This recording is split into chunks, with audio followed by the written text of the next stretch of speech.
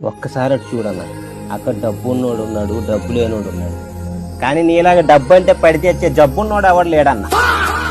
అక్కడ సమస్యల్లో ఉన్నోళ్ళు ఉన్నారు, సంతోషంగా ఉన్నోళ్ళు ఉన్నారు. కానీ నీలాగా స్వామివారి శాలువాల మీద డబ్బులు సైడ్ చేసి సంపాదించుకున్న వాళ్ళు ఎవరు లేరన్నా. అక్కడ 7 కొండలు మెట్లెక్కి స్వామిని మొక్కిన వాళ్ళు ఉన్నారు, విఐపి దర్శనంతో స్వామిని మొక్కిన వాళ్ళు ఉన్నారు.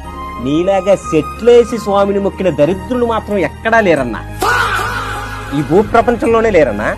అదేంటో చర్చికి మాత్రం సెట్ అయ్యి ఎందుకన్నా? ఓ, నీ మతం మానవత్వం కదా. పవిత్రమైన స్వామివారి లడ్డూని కళ్ళకద్దుకుని తినే మహాభక్తులు ఉన్నారు అక్కడ. నీలాగా లడ్డూని కల్తీ చేసి అందులో కోట్లు తినే బకాసురులు మాత్రం ఎవరూ లేరు.